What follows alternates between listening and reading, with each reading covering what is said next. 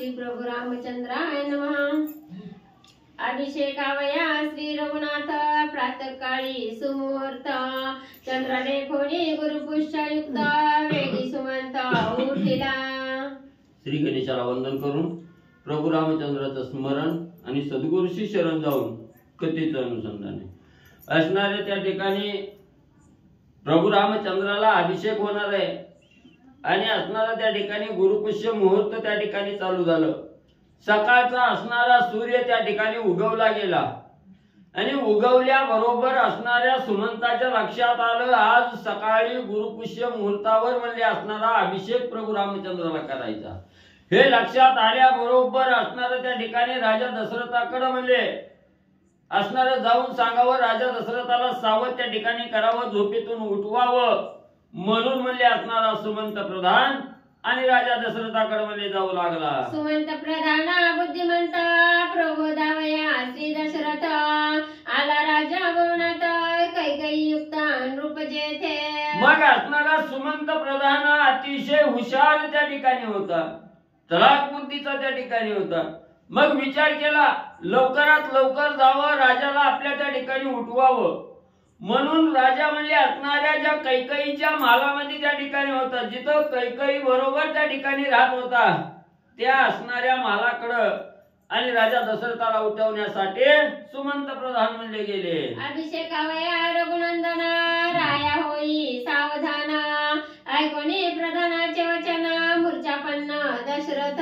मग असणाऱ्या त्या ठिकाणी कैकईच्या महालाकडे म्हणले असणारा जिथं राजा असणारा दशरथ म्हणले त्या ठिकाणी होते तिथं असणारा सुमंत प्रधान त्या ठिकाणी गेला आणि बोलू लागला राजेवर्या चला म्हणले असणारा शुभ मुहूर्त त्या ठिकाणी म्हणले उजळला गेला, रामाला अभिषेक त्या ठिकाणी करायचा आहे आणि लवकर म्हणजे तुम्ही सावध व्हा कार्य असणारं कार्य म्हणजे त्या ठिकाणी पार पाडायचं लवकर सावध व्हा असं ज्या वेळेस सांगितलं सुमंत प्रधानाचं असणारं बोलणं त्या ठिकाणी ऐकलं की रामाला अभिषेक करायचा आहे लवकर चला। हे ऐकल्याबरोबर राजा दशरथाला मूर्छेनं आली, मूर्छेने राजा दशरथ पडले गेले। राम जाईला वनात कोणाचे तोंडी बोलू माता हातीचा जाईला रघुनाथ दुःखे मूर्छित दशरथ। मग मूर्छेनं का त्या ठिकाणी आली? आपण आपल्या असणाऱ्या पत्नीला त्या ठिकाणी वचन दिलंय आणि कैकईनं वचनात गुंतवून आपल्याला त्या ठिकाणी घेतलंय। एवढा शुभ दिवस आहे, अनेक देशोदेशीचे राजे त्या ठिकाणी आलेले आहेत, रामाला अभिषेक करायचा आहे। मग कुण्या तोंडाने सांगू की रामाला अभिषेक होणार नाही, राम वनवासाला त्या ठिकाणी जाणार आहे, भरताला अभिषेक व्हायचा आहे, ही कुठल्या तोंडाने त्या ठिकाणी सांगू? आणि जर सांगितलं रामाला जर कळालं गेलं की असणार मी पत्नीला वचन दिलंय तुला वनाला त्या ठिकाणी जावं लागेल, नक्की राम ही माझा शब्द त्या ठिकाणी पडू देणार नाही, राम माझ्यापासून अंतरला जाईल, माझ्यापासून दूर त्या ठिकाणी निघून जाईल याचा आठवा राजा दशरथाला झाला, मूर्छेनं येऊन पडले गेले। वनधाडित दशरथ ऐकताची मात वचनानुलंघित रघुनाथ जाईल वनात तात्काळ। मग काय करावं? माझं असणारं वचन जर प्रभू रामचंद्राला सांगितलं रामा तुला वनवासाला त्या ठिकाणी जावं लागल आणि तिथे 1-2 दिवस नाही 12-14 वर्ष म्हणले असणाऱ्या वनवास म्हणले त्या ठिकाणी भोगायचं आहे, हे मी सांगितल्याबरोबर आनंदानं माझा असणारा राम त्या ठिकाणी वनाला निघून त्या ठिकाणी जाईल। पण कुण्या तोंडानं मी सांगायचं त्या ठिकाणी रामाला? राम हा माझा असणारा जीव की प्राण आहे त्या ठिकाणी आणि राम जर माझ्यापासून अंतरला गेला तर हे काही बरं त्या ठिकाणी होणार नाही। राम हा वचन पाळणार आहे त्या ठिकाणी, नक्की राम निघून जाईल म्हणून असणार दुःख राजा दशरथाला त्या ठिकाणी होऊ लागलं। रामाची नाही राज्य चाड नाही विषयांचे गोड माझे वाक्य अति गोड घेईल ओढ वनवासा। मग माझा असणारा राम कसा आहे त्या ठिकाणी? स्वार्थी नाही, कशाचाही लोभ नाही त्या ठिकाणी, कशाची हाव असणाऱ्या रामाला त्या ठिकाणी नाही। किती बी घनघोर कठोर असणारं वचन जरी माझं त्या ठिकाणी असलं तरी तो आनंदानं त्या ठिकाणी पाळणारा माझा राम आहे त्या ठिकाणी। माझ्या वचनाचं उल्लंघन कदापिही असणारा राम त्या ठिकाणी करणार नाही. म्हणून मी कोण्या तोंडानं त्या ठिकाणी रामाला सांगू आणि माझ्यापासून कसा अंतर त्या रामाला त्या ठिकाणी पडू देऊ याचा विचार करत राजा दशरथ मूर्छेनेत पडले गेले. वनादाडी तोळशी गोष्टी काना वचना होता भेटी वनानी गेला तो उठाउठी जगत जेठी श्रीराम.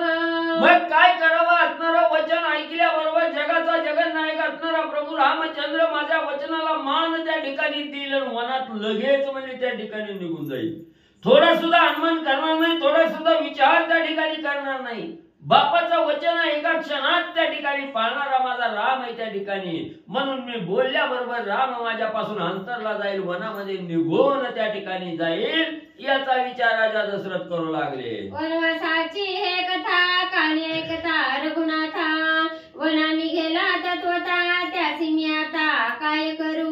मग असणाऱ्या मुखातील वचन म्हणजे प्रभू रामचंद्रानं ऐकलं की क्षणाचा सुद्धा विलंब त्या ठिकाणी लावणार नाही. एका क्षणात वनाला त्या ठिकाणी निघून जाईल.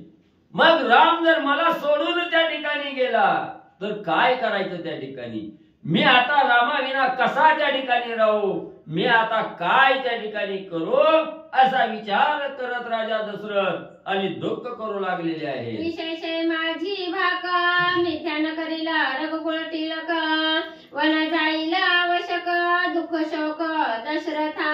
माझा असणारा राम कसा आहे त्या ठिकाणी कुठलाही अतिशय घन असणारा त्या ठिकाणी घनघोर जरी माझं असणारं वचन त्या ठिकाणी असलं, मी जरी असणारी माझ्या कैकेयीला असणारी शपथ त्या ठिकाणी घालून वचन दिलेलं आहे, हे वचन पूर्णत्वाला नेण्यामुळं असणारा राम कितीही संकट आले तरी त्याला घाबरणारा माझा राम नाही. रणरंगधीर असणारा माझा राम आहे त्या ठिकाणी आणि माझ्या वचनाला मान देऊन त्या ठिकाणी माझं हे कैकेयीला दिलेलं वचन खोटं न करण्यासाठी राम वनाला त्या ठिकाणी निघून जाईल याचा विचार राजा दशरथ करू लागले. कैकेयी तवाय खोटी हट विस्तारिला हे गोष्टी पाडिला श्रीरामाची तुटी दुःखे सृष्टी मूर्छित. आणि जरी मी नाही सांगितलं रामाला वनाला जायचंय रामा तुम्हाला, हे जरी नाही सांगितलं तर कैकेयी अतिशय हट्टी आहे त्या ठिकाणी. कवानक असणारी कैकेयी त्या ठिकाणी जाईल आणि रामाला सांगल रामा तू वनाला त्या ठिकाणी जा, असणारे अयोध्येचं राज्य माझ्या भरताला त्या ठिकाणी द्यायचंय.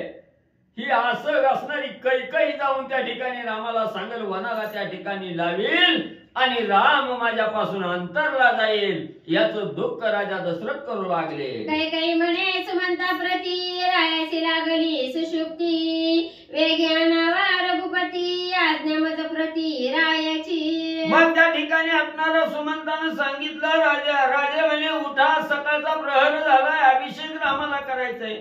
सुमंत प्रधानाला काही उत्तर न देता त्या ठिकाणी मूर्छना येऊन राजा दशरथ पडलेले आहेत. काही बोलायला त्या ठिकाणी तयार नाही. त्यावेळेस असणाऱ्या कैकेयीनं असणाऱ्या बोलायला सुरुवात केली सुमंत प्रधानाला. सुमंता ते असणारी गाढ झोपीत आहेत त्या ठिकाणी, तू काही बोललेला त्यांना त्या ठिकाणी ऐकायला जात नाही, ती झोपीत आहेत आणि त्यांनी माझ्याजवळ निरोप त्या ठिकाणी ठेवलेला आहे की तू जा आणि प्रभू रामचंद्राला भेटीसाठी इकडं म्हणजे माझ्याकडे त्या ठिकाणी पाठवून दे.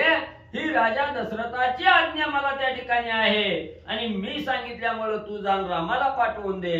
ऐसी कैसी हे सुषुप्ती क्षितितळी लोळे भूपती मिथ्या मानून या चित्ती निघे मागुती सुमंत. मग कैकेयीचं बोलणं ऐकलं सुमंत प्रधानाचं मन चाकाटलं गेलं. मनामध्ये विचार त्या ठिकाणी करू लागला. आज सोनियाचा दिवस आहे, आनंदाचा दिवस आहे या ठिकाणी आणि हा आनंदाचा दिवसाचं आयोजन कुणी केलंय, असणाऱ्या राजा दशरथाने त्या ठिकाणी केलंय. कदापिही एवढी गाढ झोप माझ्या असणाऱ्या राजाला त्या ठिकाणी लागणार नाही. काहीतरी असणारं झालं असावं. सिंहासनाच्या मंचकावर बसणारा माझा असणारा स्वामी राजा आहे, दशरथ आहे त्या ठिकाणी आणि आज एकाएकी जमिनीवर त्या ठिकाणी लोळलेला आहे, जमिनीवर पडलेला आहे. काहीतरी झालं असावं असा विचार केला. आल्या पावली असणारं महागारी गपचिप सुमंत प्रधान फिरले गेले. तव अभिषेक सामग्री सभा मंडपाच्या द्वारी स्वयं वसिष्ठ विस्तारी नाना परी उपचार. मग असणारी सुमंत प्रधान माघारी त्या ठिकाणी गेली. सभा मंडपाच्या समोर गेल्याबरोबर समोर म्हणजे सगळं वशिष्ठ सद्गुरूंनी म्हणले जी काही प्रत्येक राजानं असणारी सामग्री अभिषेकासाठी आणलेली आहे ही सामग्री सर्वत्र त्या ठिकाणी मांडली गेलेली आहे. अभिषेकाची पूर्व तयारी त्या ठिकाणी चालू आहे हे असणाऱ्या सुमंत प्रधानाने आणि पाहिलं गेलं. वशिष्ठ म्हणे सुमंतासी सर्व सामग्री सांगे रायापासी वेगी बोलावी तयासी अभिषेकासी सुमुहूर्त. मग असणाऱ्या वशिष्ठ सद्गुरूंनी सुमंत आलेला पाहिलं गेलं. सुमंताला सांगितलं सुमंत प्रधाना तू अतिशय ज्ञानी हुशार आहे आणि तू ताबडतोब असणारा राजा दशरथाकडे त्या ठिकाणी जा आणि सभा मंडपाच्या ठिकाणी सर्व साहित्य साधन सामग्री अभिषेकाची तयार झालेली आहे आणलेली आहे तर लवकर म्हणजे असणाऱ्या प्रभू रामचंद्राला घेऊन राजा दशरथाला या असा निरोप म्हणले दे आणि घेऊन या. सदाफळी औदुंबरा त्याचे भद्रपीठ मनोहर केले असे अति सुंदर श्री रामचंद्र अभिषेका. आणि प्रभू रामचंद्राला अभिषेक होणार आहे म्हणून म्हणले असणाऱ्या त्या ठिकाणी पिंपळाचं ना औदुंबर आणि म्हणले असणाऱ्या प्रभू रामचंद्राला अभिषेक करायचा आणि सिंहासनावर प्रभू रामचंद्राला बसवायचं म्हणून म्हणले असणाऱ्या त्या ठिकाणी उंबराच्या झाडाच्या लाकडापासून म्हणले भव्य दिव्य असं असणारं सुंदर सिंहासन त्या ठिकाणी बनवलेलं आहे. सर्व असणारी उपविधी म्हणजे असणाऱ्या प्रभू रामचंद्राच्या अभिषेकाची आणि सज्ज केलेली आहे. वशिष्ठ सद्गुरू सुमंताकडून निरोप म्हणजे राजा दशरथाला पाठवू लागले. भद्री व्याघ्र चर्मात समग्र ही नखपुच्छ युक्त सिंहासने विराजित वरासनार्थ श्रीरामा. उंबराच्या लाकडापासून असणारं सिंहासन बनवलेलं आहे. त्याच्यावर असणाऱ्या वाघाचं कातड आहे. कसं आहे कातड असणार त्या ठिकाणी पायाच्या नखासहित म्हणजे असणार शेपटी सहित असणार त्या ठिकाणी कातड आणि या असणाऱ्या सिंहासनावर त्या ठिकाणी टाकलेलं आहे. पूर्ण तयारी अभिषेकाची आणि म्हणजे झाली. सुवर्ण कुंभ शतानुशत दीर्घ वसंडे वृषभ श्वेत सुवर्ण शृंगी क्षीरयुक्त वस्त्रे हत अतिशुद्ध. मग असणाऱ्या त्या ठिकाणी सोन्याचे असणारे म्हणजे त्या ठिकाणी घागरी आहेत कुंभ आहेत सोन्याचे असणारे कुंभ आहेत त्या ठिकाणी आणि पाण्यानं भरलेले आहेत त्या ठिकाणी. एक नाही दोन नाही शेकडो शंभरावर म्हणजे असणारे कुंभ त्या ठिकाणी तयार आहेत. अनेक असणाऱ्या सजवलेल्या त्या ठिकाणी गायी आहेत. सुंदर दिसायला त्या ठिकाणी पांढरे शुभ्र नाना अलंकार असणाऱ्या पाठीवर त्या ठिकाणी टाकलेले त्या ठिकाणी वृषभ आहेत गायी आहेत. सर्व काही पूजेसाठी आणि म्हणजे सज्ज केलेलं आहे. सिंधू संगमा सुधा संगमा गंगा यमुना त्रिवेणी संगमा जळे आणिले पवित्र परमा रघुत्तमा अभिषेका. आणि जेवढे काही असणारे संगम आहेत गंगा यमुनेचा असणारा संगम आहे त्रिवेणी संगम आहे पहिलं कोणता सिंधू संगम आणि असणारा सिंधू संगम सुधा संगम आणि असणारा सिंधू आणि सुधा नदीचा असणारा संगम ह्या तिन्ही संगमावरचं पाणीही म्हणजे अभिषेकासाठी आणि सर्व म्हणजे या ठिकाणी आणून ठेवलेलं आहे. सप्तकोश सप्तमृत्तिका सप्त ऋषी आणिले देखा चतुसमुद्रीच्या उदका अभिषेका आणिले. आणि सप्त द्वीपाच्या ठिकाणची म्हणजे असणाऱ्या 7 ऋषींनी म्हणजे 7 ठिकाणची मातीही म्हणजे त्या ठिकाणी आणलेली आहे. अभिषेक करण्यासाठी लागणारी माती आहे त्या ठिकाणी आणि ही सप्त द्वीपावरून म्हणजे असणाऱ्या 7 ऋषींनी ही माती ही आणून त्या ठिकाणी तयारी म्हणजे केलेली आहे. श्वेताश्व शार्दूल रथ चंद्रोपमा छत्र श्वेत श्वेत चामरे रत्न जडित सुशोभित व्यंजने. मग त्या ठिकाणी असणाऱ्या राजाला म्हणजे वारा घालण्यासाठी व्यंजन आलेले आहे. चंद्रासारख्या तेजाप्रमाणे सुंदर सुशोभित असं असणारं छत्र सुद्धा म्हणजे डोक्यावर धरण्यासाठी त्या ठिकाणी आणलेलं आहे. सर्व काही उपविधी आणि राजाची म्हणजे या ठिकाणी सज्ज केलेली आहे. गोरोचना हरिद्रा गौरव क्षीरच्युत पल्लव पद्मा पल्लव तोरणे बांधिली अति अपूर्व राज सर्व निष्ठती तिष्ठती. तुकडा ही झाला व्हायचा गोरचना हरिद्रा गौरव तुकडा हे झालाय किती मुलगे विसरले.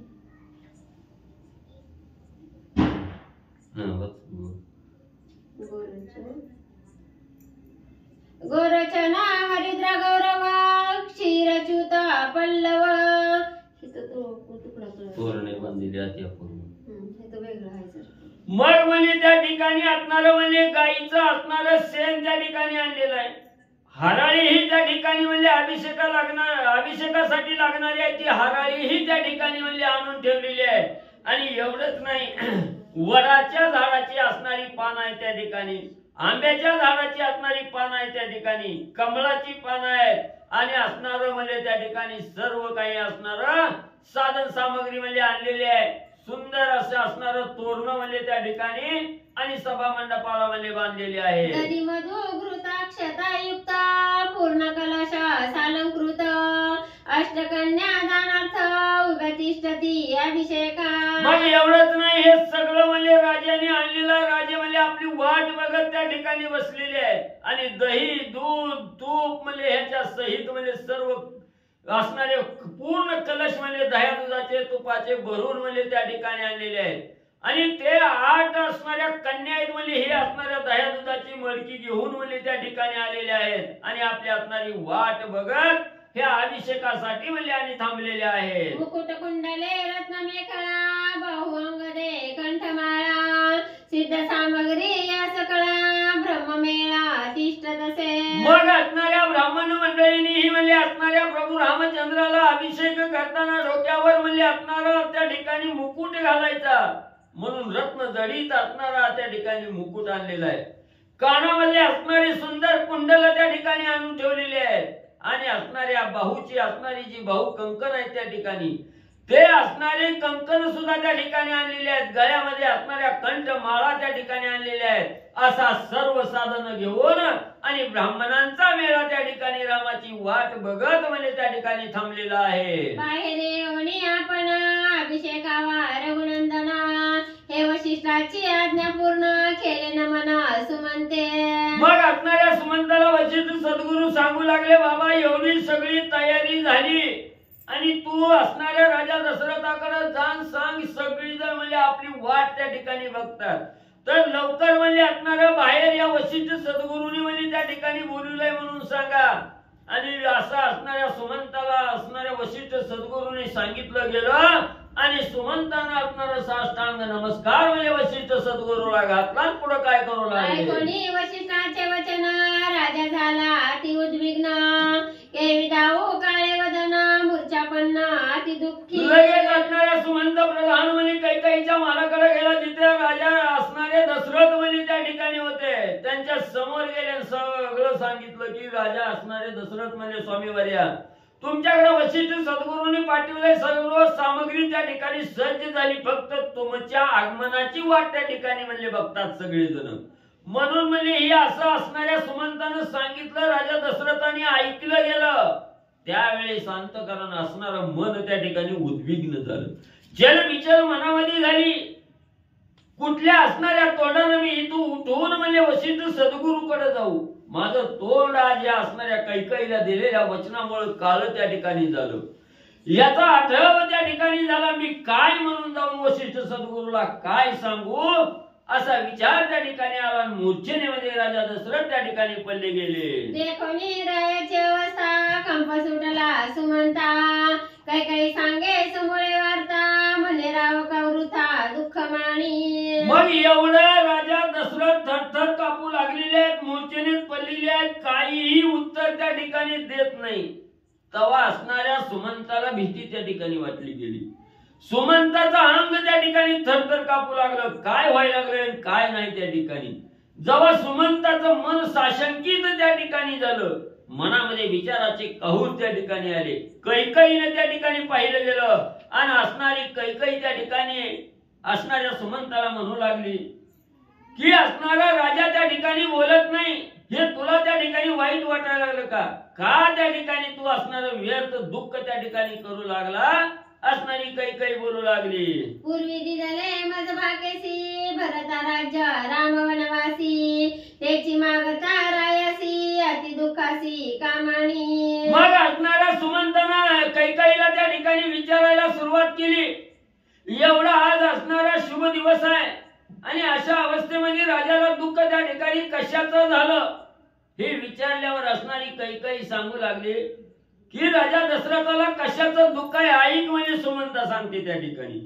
पूर्वी म्हणजे ज्या वेळेस असणारं म्हणजे त्या ठिकाणी राजा दशरथाचं शुक्राचार्याचं युद्ध होतं त्या युद्धासाठी म्हणजे मीच बरोबर त्या ठिकाणी गेले आणि राजा दशरथाला पराजयापासून म्हणजे या ठिकाणी रथाच्या चाकात म्हणजे आकात म्हणजे हा आक मोडला गेला. मी हात त्या ठिकाणी घालून राजाला विजयी केलं. त्यावेळेस मला असणार 2 वचनं म्हणजे त्या ठिकाणी दिलेली होती आणि ती वचनं कोणती होती ती मागण्याची वेळ आज आली म्हणून म्हणजे मी असणारं वचन मागितलं. एका वचनानं असणाऱ्या प्रभू रामचंद्राला वनाला त्या ठिकाणी धाडायचं आणि दुसऱ्या वचनानं माझ्या असणाऱ्या भक्ताला हे राज्य त्या ठिकाणी द्यायचं आहे. 2 वचनं मागितल्यामुळे राजा असणारे दशरथ म्हणजे अतिशय दुःखी त्या ठिकाणी म्हणजे झालेले आहेत. निश्चय जाणा तू सुमंता राजपट माझी भरता दंडकारण्य श्री रघुनाथा भाकान्यथा मी न करी. मग म्हणजे ही मला म्हणजे असणारी शपथ पूर्वक म्हणजे वचन असणाऱ्या राजा दशरथाने दिलेलं होतं की रामाला वनवासाला लावीन आणि भरताला राज्य त्या ठिकाणी देईन. पण म्हणजे इथं उलट व्हायला लागलंय. म्हणजे असणाऱ्या रामाला म्हणजे असणारा अभिषेक त्या ठिकाणी व्हायला लागलाय. माझ्या भरताला अभिषेक त्या ठिकाणी होत नाही. मग आता पुण्यात वनानं सांगावं मी रामाला वनवासाला धाडायचंय म्हणून म्हणजे त्या ठिकाणी असणाऱ्या राजा दशरथाला म्हणजे अतिशय दुःख म्हणजे त्या ठिकाणी झालेलं आहे. म्हणून म्हणजे असणाऱ्या सुमंता तू जा आणि माझ्या भरताला अभिषेक करायचा आणि रामाला 14 वर्ष दंडकारण्यामध्ये त्या ठिकाणी वनवासाला लावायचं हे म्हणजे त्या ठिकाणी कर. नाहीतर माझी असणारी मला दिलेलं वचन म्हणजे राजा दशरथाचं खोट म्हणजे त्या ठिकाणी होईल. ऐकता कैकेयीची वाणी सुमंत मूर्छित पडे धरणी कपाळ पीठी आक्रंदोणी काय पापिनी वदलीस. मग असणाऱ्या कैकेयीनं सांगितलं माझ्या असणाऱ्या भक्ताला अभिषेक रामाला 14 वर्षाचा वनवास हे असणाऱ्या कैकेयीच्या मुखातील वचन म्हणजे असणाऱ्या सुमंतानं त्या ठिकाणी ऐकलं. ऐकल्याबरोबर अंगाला कंप त्या ठिकाणी सुमंताच्या सुटला गेला. सुमंत धरणीवर धाड करून असणाऱ्या मूर्छना येऊन त्या ठिकाणी पडला गेला. कपाळ बळवून त्या ठिकाणी घेऊ लागला. हे पापिष्टी तू या असणाऱ्या शुभदिनी काय त्या ठिकाणी वाईट शब्द त्या ठिकाणी बोलू लागली का अशी त्या ठिकाणी बोलली गेली. अशा असणाऱ्या सुमंताला कैकेयीचं वचन ऐकून दुःख होऊ लागलं. राम परमा प्रिय समजता जीवाहुनी आवडता त्या तुझा द्वेषिता रघुनाथा अभाग्यता पै आली. राम हा समस्त जनतेचा समस्त जनाचा अतिशय प्राणप्रिय असणारा राम आहे. त्या ठिकाणी जीवाच्याही पलीकडला आवडता असणारा राम म्हणजे सगळ्यांचा आहे त्या ठिकाणी. आणि त्या प्रभू रामचंद्राचा द्वेष म्हणजे तू त्या ठिकाणी करती. तुझ्या नशिबी अभाग्य त्या ठिकाणी आलं. तुला भाग्याचे असणारी त्या ठिकाणी प्राप्ती होत नाही. तू अभागी कम नशिबीची त्या ठिकाणी झालीस असा असणारा सुमंत कैकेयीला बोलू लागले. हिचे वचना त्यानाथ इसिराये करावा घात वनादवडीदार रघुनाथ त्याकंत होईल. मग सुमंत त्या ठिकाणी बोलू लागले हिचं असणारं जे वचन आहे कैकेयीने जे बोलून दाखविलेलं वचन आहे ही वचन एक सगळा अनर्थ त्या ठिकाणी करणार आहे. हिच्या वचनामुळे म्हणजे असणारा अनर्थ घडणार आहे. म्हणून म्हणजे हिचाच पहिला म्हणजे काटा त्या ठिकाणी करावा हिचा घात त्या ठिकाणी करावा. नाही तर म्हणजे हिच्या वचनाप्रमाणे जर वागायचं म्हणलं रामाला जर वनाला त्या ठिकाणी लावायचं म्हटलं तर या अयोध्या नगरीमध्ये एकच आकांत त्या ठिकाणी होईल. वाईट कार्य त्या ठिकाणी घडल असा विचार सुमंताने केला. एरी म्हणे पूर्वीची भाक न देता रायासी होय नरक सुमंता ओढवले अति दुःख धमुख विलपत. तरी मी काय कैकेयी म्हणे त्या ठिकाणी गप्प बसणं पुन्हा असणारी कैकेयी म्हणे सुमंताला बोलू लागली. पूर्वीच मला असणारं म्हणजे वचन म्हणजे राजा दशरथानं त्या ठिकाणी दिलं होतं आणि जर हे वचन म्हणजे राजा दशरथानं नाही पाळलं तर नरकाला म्हणजे राजा जाईल त्या ठिकाणी. मग आता म्हणजे वचन पाळावंच त्या ठिकाणी लागल. हे कैकेयीचं बोलणं ऐकल्याबरोबर सुमंताला अतिशय दुःख त्या ठिकाणी होऊ लागलं. दुःख झाल्याबरोबर असणाऱ्या खाली त्या ठिकाणी तोंड केलं आणि दुःखानं असणारा विलाप त्या ठिकाणी सुमंत करू लागलेला आहे. तयासी संभोगी दशरथ म्हणे हे बाहेर कळणे दिमाता वेगी पाचारी श्री रघुनाथ मग वृत्तांत कळेल. मग त्या ठिकाणी म्हणजे असणारा सुमंत प्रधान अतिशय दुःख त्या ठिकाणी करू लागलेलं आहे. कपाळ त्या ठिकाणी वळवून घेऊ लागलेला आहे. त्यावेळेस राजा दशरथाने पाहिलं गेलं मूर्छेनेतून राजा सावध त्या ठिकाणी झाले आणि असणाऱ्या सुमंताची समजूत त्या ठिकाणी घालू लागले, त्याला शांत करू लागले. सुमंता, तू म्हणजे हिथं आपल्या तिघातच म्हणजे ही असणारी गोष्ट म्हणजे राहू दे, आता बाहेर म्हणजे त्या ठिकाणी कळू देऊ नको. लवकर म्हणजे असणाऱ्या प्रभू रामचंद्राला या ठिकाणी बोलवून घे, मग स्वतः जी काय घडलंय ती रामाला म्हणजे येत आल्याबरोबर कळल. सुमंत वेगे राजाज्ञेसी आला श्रीरामा भवनासी शोभा शोभे वैकुंठासी लाजे त्यासी कैलास. लगेच राजा दशरथाने प्रभू रामचंद्राला बोलवण्याची आज्ञा सुमंताला दिल्याबरोबर आज्ञाप्रमाणे असणाऱ्या सुमंतानी मांडली आणि लगेच म्हणजे असणाऱ्या जिथं म्हणजे असणाऱ्या प्रभू रामचंद्राचं भवन होतं, महाल होता, त्या प्रभू रामचंद्राच्या महालाकडे म्हणजे असणारा सुमंत त्या ठिकाणी आला. कशी आहे शोभा त्या ठिकाणी, वैकुंठाला ही लाजवेल, कैलासाला ही लाजवेल अशी असणारी शोभा आहे. एवढं सुंदर असणारं राजभवन आहे त्या ठिकाणी आणि त्या ठिकाणी असणाऱ्या जिथं प्रभू रामचंद्र राहत होते तिथं सुमंत प्रधान आला. भवनी मयूर नृत्य करीती तेने तांडवा विसरे उमापती मधुर पारवे गुमगुमती चमके चित्ती सामवेद.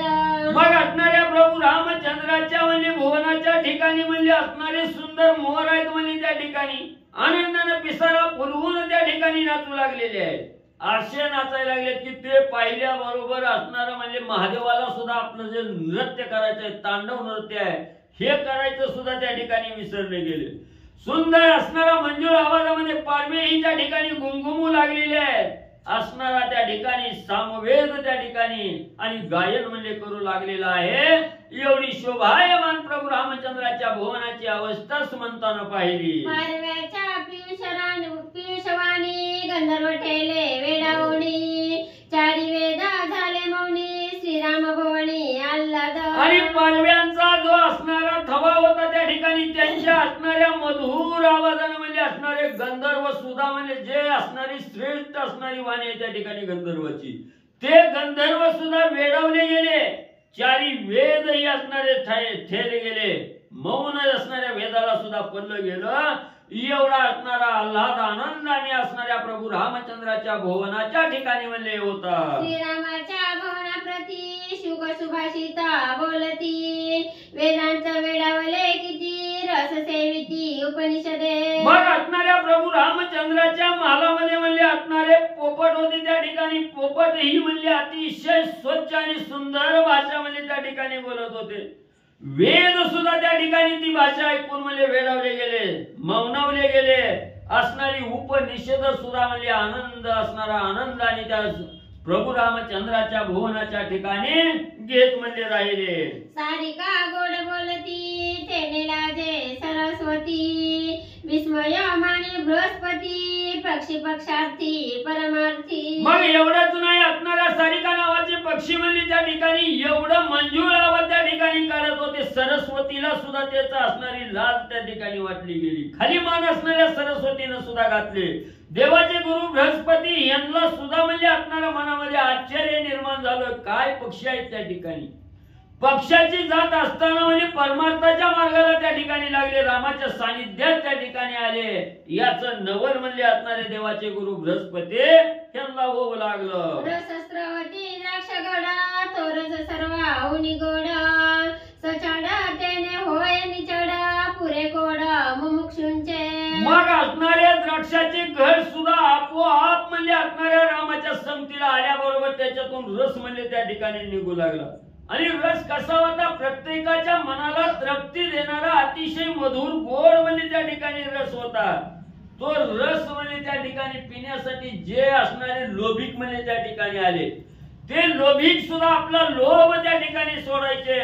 लोभ असणारी मनामध्ये जी असणारे मुमुक्ष आहेत त्या ठिकाणी मोक्षाला जाण्याचा ज्यानं मनामध्ये विचार त्या ठिकाणी केलेला आहे त्यांच्याही मनाचं समाधान आणि या भुवनामध्ये आल्याबरोबर म्हणजे होऊ लागलं. रामागणीच्या कमळीने कमळाला जे त्यात देखोनी माझा रहिवासा चरणी हृदयाभरणी शोभती.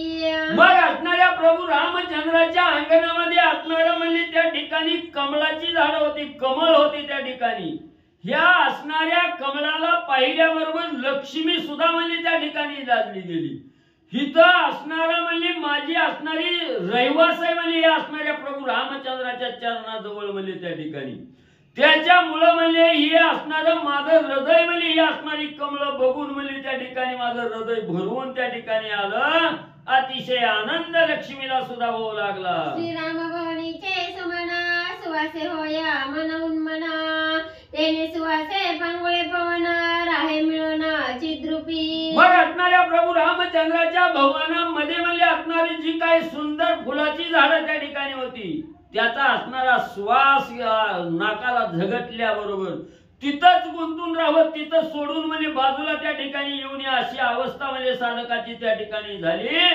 चिद्रूप तिथंच म्हणजे एकाग्न म्हणजे त्या ठिकाणी होऊन तिथंच म्हणजे गुंतले गेले. पताका श्रीराम मंदिरी झळकताची चिदंबरी जो का लक्षी त्यांची थोरी चराचरी तो धन्य. मग असणाऱ्या प्रभू रामचंद्राच्या राम मंदिराच्या ठिकाणी सुंदर असणाऱ्या पताका त्या ठिकाणी लागलेल्या आहेत. पताका कशा आहेत त्या ठिकाणी, आकाशाचं तेज त्या पताकावर त्या ठिकाणी लागलं की काय, असं तेज त्या ठिकाणी होतं. आणि ते पाहणाऱ्याला त्या ठिकाणी तिथंच म्हणजे असणारी धन्यता त्या ठिकाणी वाटू लागली. स्वतःला ते पाहायला मिळाल्याबरोबर धन्य धन्य म्हणजे असणारे साधक त्या ठिकाणी मानू लागले. च्युत वृक्ष राजभवनात अवघे झाले जी अच्युत सफळ झाले अतिविनीत फळे त्या गीत परिपाके. मग असणारी त्या ठिकाणी आंब्याची झाड आहेत म्हणजे असणाऱ्या राजभवनाच्या ठिकाणी ती आंब्याची झाड ही म्हणजे अच्युत त्या ठिकाणी झाली. कवाही त्याचा असणारा नाश त्या ठिकाणी होणार नाही अशी असणारी सफळ फळं म्हणजे त्या ठिकाणी झाली. ती फळं सुद्धा म्हणजे त्या ठिकाणी आपलं सर्वस्व विसरली आणि रामचरणामध्ये लीन म्हणजे झाले. परिजाता स्वर्ग सुवासे पाय लोळती कोणी न पुसे श्रीराम मंदिराची माणसे अवघी उदासे तयांसी. मग असणाऱ्या परिजातकाची म्हणजे असणारी फुलवती जी स्वर्गाच्या ठिकाणी वास करतात ती असणारी फुलं सुद्धा म्हणजे तिथं असणाऱ्या पायात म्हणजे त्या ठिकाणी लोळत होती. आणि प्रभू रामचंद्राच्या मंदिरामध्ये जे जे साधक त्या ठिकाणी आलेले आहेत त्यांनी म्हणजे एवढी सुंदर परिजातकाची फुलं म्हणजे त्या ठिकाणी पाहिल्याबरोबर म्हणजे घेतो साधक. पण म्हणजे इथं रामाला पाहिल्याबरोबर त्या परिजातकाकडे सुद्धा उदासी म्हणजे करू लागले आणि रामाकडे एकटक त्या ठिकाणी प्रत्येक येणारा साधक म्हणजे त्या ठिकाणी राममय होऊ लागला. सप्तावरणा सप्तदारवंठे द्वारपाळ सज्ञान मोठे कळी काळा ते मारिती सोटे ऐसे लाठे प्रतापी. आणि प्रभू रामचंद्राच्या राम मंदिराच्या ठिकाणी म्हणजे असणारी द्वारपाळ आहेत म्हणजे त्या ठिकाणी असणारी 7 दार आहेत त्या ठिकाणी आणि 7 दारावरही अतिशय सज्ञान म्हणजे ज्ञानानं परिपूर्ण असणारी श्रेष्ठ द्वारपाळ म्हणजे त्या ठिकाणी रक्षणासाठी आहेत. तिथं म्हणजे कळी काळाला सुद्धा म्हणजे यायला त्या ठिकाणी परवानगी नाही. कळी काळाला सुद्धा धाक लावणारे आणि हे द्वार रक्षक म्हणजे त्या ठिकाणी आणि म्हणजे थांबलेले आहे. कोणी द्वारपाळाचा वेत कृतांत चळचळ कापत काळ कामारा पै होत श्री रघुनाथ सेवावया. मग असणारा म्हणजे त्या ठिकाणी ही निश्चित द्वारपाळ जर दारावर थांबलेली बघितली गेले तर असणारा काळ कृतांत आहे. तो काळ सुद्धा त्या ठिकाणी थरथरा कापत होता. कुणाला द्वारपाळाला पाहिल्याबरोबर असणारा जो काळ आहे त्या ठिकाणी काळानं असणारा पाहिल्या बरोबर म्हणजे तिथं म्हणजे कामाला व्हायचा म्हणजे तिथं काम करायला त्या ठिकाणी राहायचा एवढं म्हणजे धाक असणाऱ्या द्वारपाळाचा आणि सगळ्यांनी म्हणजे घेतला. श्रीराम मंदिरा देखता देखा सुमंतासी परमहरिख मागील विसरला दुःख परम सुख पावला. मग असणारा म्हणजे प्रभू रामचंद्राच्या मंदिराकडे सुमंत म्हणजे त्या ठिकाणी आलेला आहे. राजा दशरथाची आज्ञा घेऊन त्या ठिकाणी आलेला आहे. आल्याबरोबर ही शोभित असणारी राम मंदिराची शोभा त्या ठिकाणी पाहिली गेली. आणि जे राजा दशरथाकडे गेल्यानंतर कैकेयीचं वचन ऐकून जे दुःख असणाऱ्या सुमंत प्रधानाला त्या ठिकाणी झालेलं होतं, हे राम मंदिर बघितलं, रामाची शोभा त्या ठिकाणी पाहिली गेली, हे दुःख त्या ठिकाणी विसरला गेला, आनंदाच्या डोहात त्या ठिकाणी आणि सुमंत म्हणले बोलू लागले. चला श्री गणेशाय नमः, श्री पांडुरंगाय नमः, श्री प्रभु रामचंद्राय नमः. रथ सांडोनी पहिले द्वारी, छत्र चामरे दुसरे द्वारी. पाद बरोबर आहे ना? श्री राम मंदिर देखता देख सुमंतासी परम हरिक, मागील विसरला दुःख परम सुख पावला. ग्रंथकर्ते श्री संत एकनाथ महाराज या ठिकाणी सांगतायत, सुमंताने भगवान श्रीरामचंद्राचं मंदिर पाहिलं आणि कैकेयीच्या महालामध्ये, दशरथांच्या महालामध्ये जे दुःख झालं होतं ते रामचंद्राचं मुखचंद्र पाहिल्यानंतर विसरलं. अनंत जन्मीचे विसरलं दुःख, पाहता तुझे मुख पांडुरंगा. अशा पद्धतीने अफाट सुख सुमंताला वाटलं. रथ सांडोनी पहिले द्वारी, छत्र चामरे दुसरे द्वारी, त्या जोनी नर जाईजे.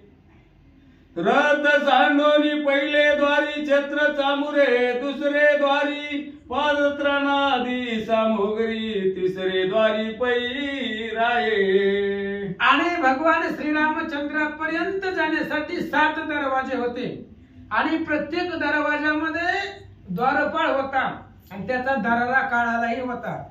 पहिल्या दरवाजामध्ये रथ सोडायचा, कारण रामापाशी गेल्यावर तरी झड झड वहिला निघ, ये भक्तीची ये वाटे लाग, मग पावसी अव्यंग निजधाम माझे. अशा पद्धतीने गेलं तर राम भेटतो. पहिल्या दरवाजामध्ये रथ सोडायचा, दुसऱ्या दरवाजामध्ये छत्री येऊन आले असतो, ती छत्र चामरे सोडायचे, तिसऱ्या दरवाजामध्ये आपले वाहन पादत्राणे सोडायचे. ही सोडून चौथ्या दरवाजापर्यंत जाता येतं. चौथे द्वारी सांडिता अर्थ, पाचवे द्वारी निशेष स्वार्थ, सहावे द्वारी साधने समस्त, स्वय राती सर्वही. 3 दरवाजापर्यंत शरीराच्या वरचे आभूषण सोडून द्यायचं. चौथ्या दरवाजामध्ये गेला, पेट्रोल पुरतं सुद्धा मागायचं नाही, अर्थ सोडून द्यायचं. महाराज कुठल्याच प्रकारची कामना मनामध्ये ठेवायचं नाही, अर्थाविषयीची कामना ती सोडून द्यायची. 5व्या दरवाजामध्ये गेला की स्वार्थ सोडून द्यायचा. 6व्या दरवाजामध्ये गेला सगळी साधनं सोडून द्यायची आणि मग 7व्या दरवाजाच्या नंतर रामचंद्र भेटतात. सांडोनी मी तुपनाच सांगत गावे द्वारात, तैसे भेटे श्री रघुनाथ, मुख्य परमार्थ या नाव.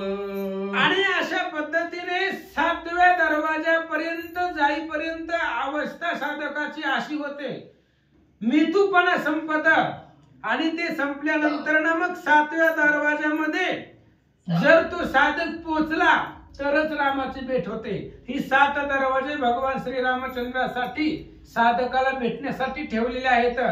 7व्या दरवाजापर्यंत येईपर्यंत निष्काम होतो, मग रामचंद्राची भेट होते असं सांगतात. भावार्थ ते राजा भवन, प्रथम दारवंटा ते श्रवण, दुसरे द्वारी ते साधन, नित्य नित्य ज्ञान ते तिजे. आणि राजभवन जे आहे रामचंद्राचं पूर्ण मंदिर आहे, तो भावार्थ आहे. भावार्थ रूपी ते मंदिर आहे. आणि पहिला जो दरवाजा आहे तो पहिला दरवाजा श्रवणाचा आहे. भगवंताची कीर्ती ऐकायची, भावार्थ ठेवून ऐकायची, भावार्थ ठेवून देवाची कीर्ती ऐकली मग ज्ञान प्राप्त होतं. आणि ज्ञान प्राप्त झाल्यानंतर ज्ञान काय आहे हे कळल्यावर देव कळतो, मग रामाची भेट होते असं सांगतात. सबता दारवंटा ते मनन, पाचवा तो निधी ध्यासन, 6वा तो वैराग्य पूर्ण, 7वा तो जाण साक्षात्कार. आणि 4था दरवाजा, 3 दरवाजापर्यंत आलो. 4थ्या दरवाजा म्हणजे मनन. रात्री काय झालं कथेमध्ये त्याचं मनन दिवसभर झालं पाहिजे. काय होती कथा रात्री, आज काय होणार आहे त्याचं चिंतन झालं पाहिजे. मनन झाल्यानंतर चिंतन व्हायला पाहिजे. निध्यास सारखा त्याचा ध्यास लागला पाहिजे कथेचा. रात्री काय झालं, आज काय आहे, पुन्हा काय आहे, गोड गोड असणारे कथा ध्यास करायचा त्याचा. 6वा दरवाजा म्हणजे वैराग्य. पूर्ण कडकडीत वैराग्य प्राप्त व्हावं लागतं. आणि मग 7व्या दरवाजापर्यंत पोहोचल्यावर भगवंताचा साक्षात्कार जीवाला होतो. याची मार्गाचे परिपाटी, श्रीरामासी होई भेटे, भरली या जीवा वाटी, वाजती पाटी यमदंड. याच मार्गाने आलं तरच रामाची भेट आहे. जर रस्ता चुकला तर प्रत्येक दरवाजामध्ये द्वारपाळाने हातामध्ये काठी आहे. जर चुकीच्या मार्गाने चालला तर लगेच काठी पाठीमध्ये बसते महाराज. तो यमदंड रूपी असणारी काठी आहे. म्हणून नका जाऊ आड राणे, आईसी गरजती पुराणे. आड रस्त्यानं जायचं नाही, रस्ता दिलाय भगवंतानं. त्या रस्त्यानं जर गेला तर रामचंद्राची भेटी होते असं सांगतात. असो अतिशय कवितार्थ, पुढे चालवावा ग्रंथ, पाचारावाया श्री रघुनाथ, आला सोमंत सवेग. ग्रंथ करते सांगतायत, सांगायला खूप येतं महाराज, पण ग्रंथ वाढत. जेवढं सांगाल तेवढं वळे वाढतील, अध्याय वाढत टाइम जाईल, पुन्हा अजून सगळं अध्याय वाढत जातील. त्याच्यामुळे आपल्याला पुढे ग्रंथ चालवायचा आहे. पाठीमागचं अनुसंधान काय आहे, सुमंत निघालेला आहे आणि रामचंद्राची भेट घ्यायची, राजा दशरथाचा निरोप आहे. म्हणून 7व्या दरवाजापर्यंत सुमंत आले. अंतर स्वतः सुमंत आला, 7वे द्वारा आत, तेने देखील श्री रघुनाथ, स्वरूपार्थ अनुपम्य. आणि 7व्या दरवाजामध्ये सुमंत आला.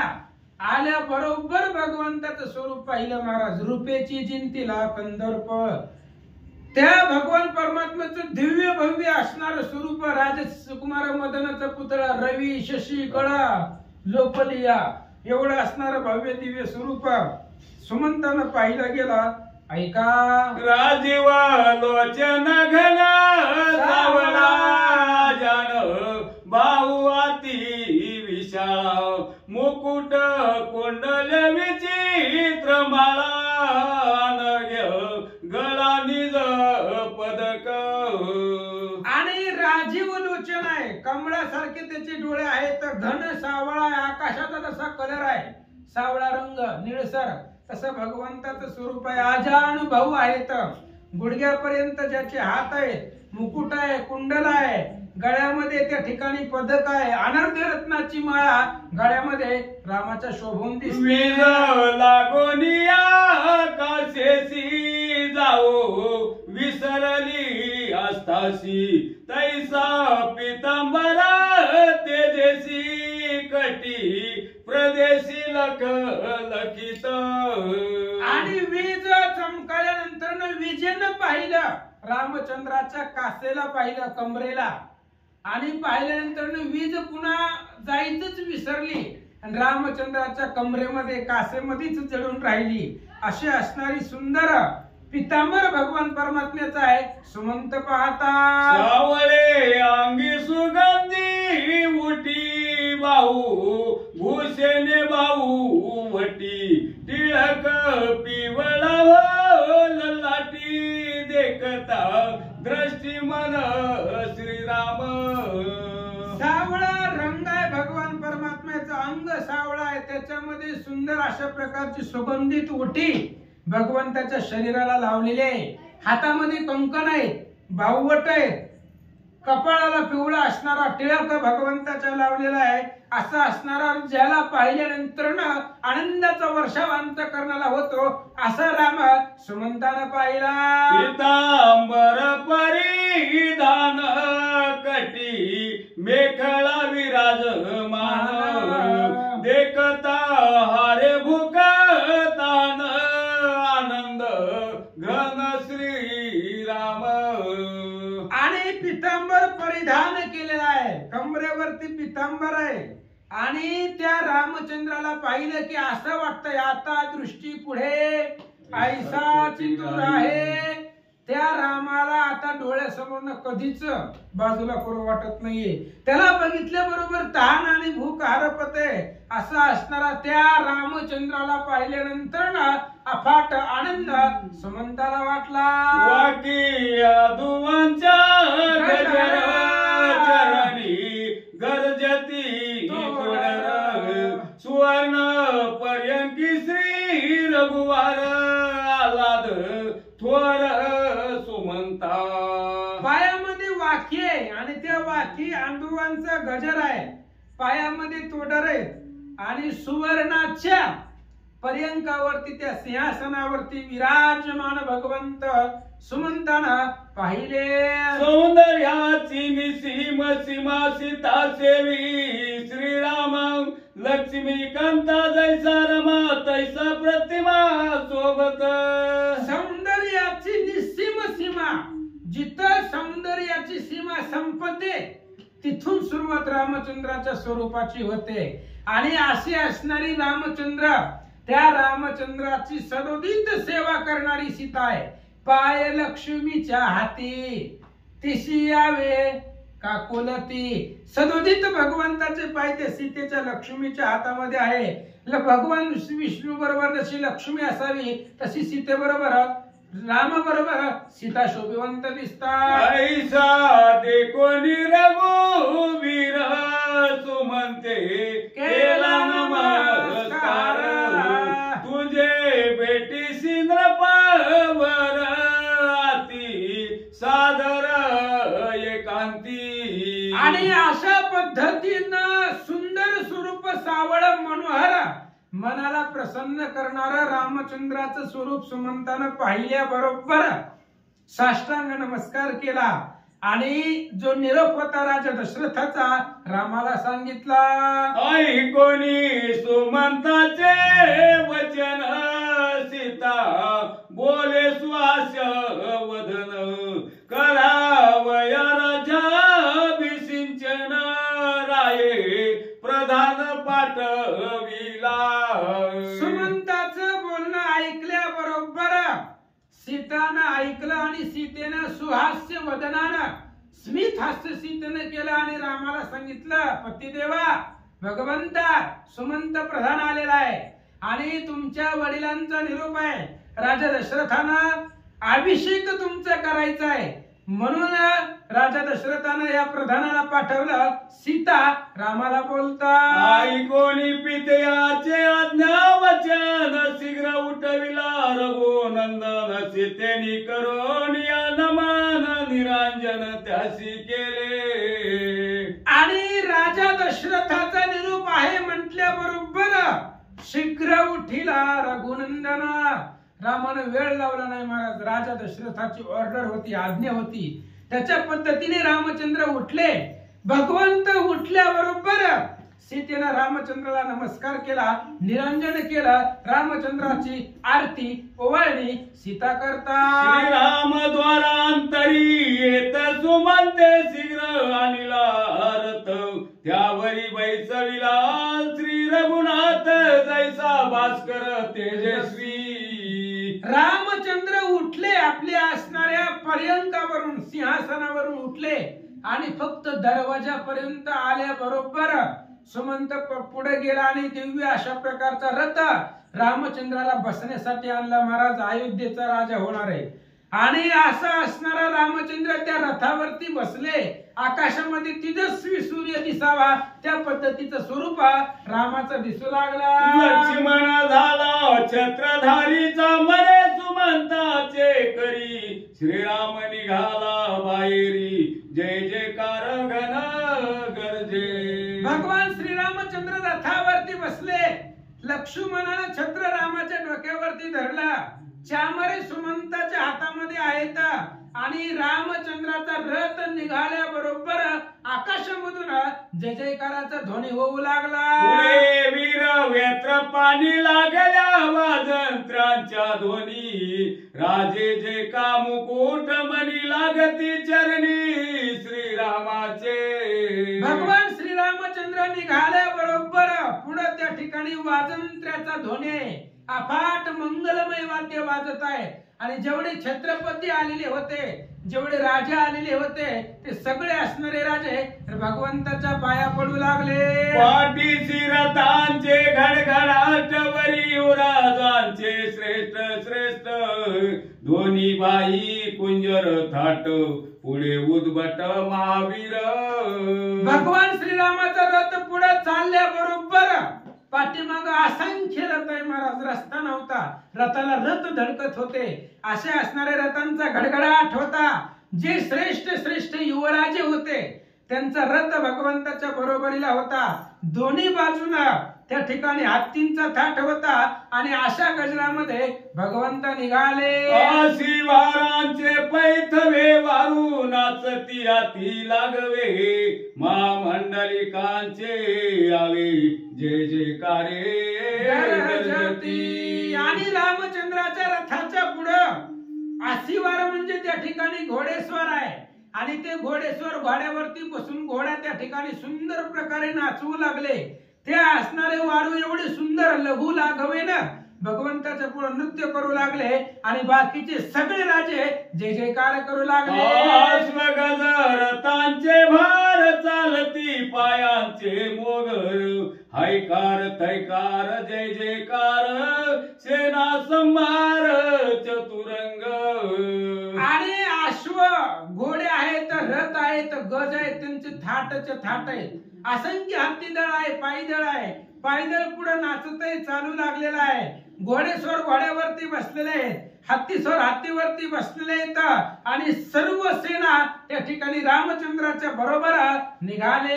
ध्वजा पताका पार डोलती श्रीगिरी संभार, सिंहनाद करीती वीर भाट कैवार वानिती. आणि ध्वज पताका एवढ्या होत्या जसं पर्वताचा ढिगारा असावा, असंभव्य पर्वत असावा, त्या पद्धतीने सगळे राजांचे ध्वज, सगळ्या राजांच्या रथावरती पताका शोभिवंत दिसू लागलेले आहे. आणि सिंहनाद भगवंताच्या नावाचा जय जयकार सगळे वीर करू लागले. नगर नारिक लोक हर्ष बोलती सकळीक, राये श्रीराम पाचारीला देक राज्याभिषेक करा. आणि रामचंद्र दशरथ राजांच्या महालाकडे जात असताना सगळेजण त्या असणाऱ्या बिल्डिंग वरती चढून रामाला बघू लागले. प्रत्येकाच्या मनामध्ये आनंद आहे. गुरु पुष्यमृत उगवलेला दिवस आहे, सोन्याचा दिवस आहे. झाले रामराज्य काय येऊ नये आम्हासी.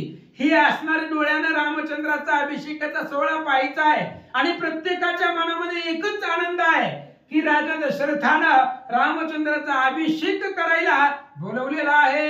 याची वार्ता घरोघरी स्वय बोलती नर नारी, राम जातो निज गजरी राज्य अधिकारी व्हावया. आणि प्रत्येक घराघरामध्ये एकच वार्ता आहे की रामचंद्र निघाले.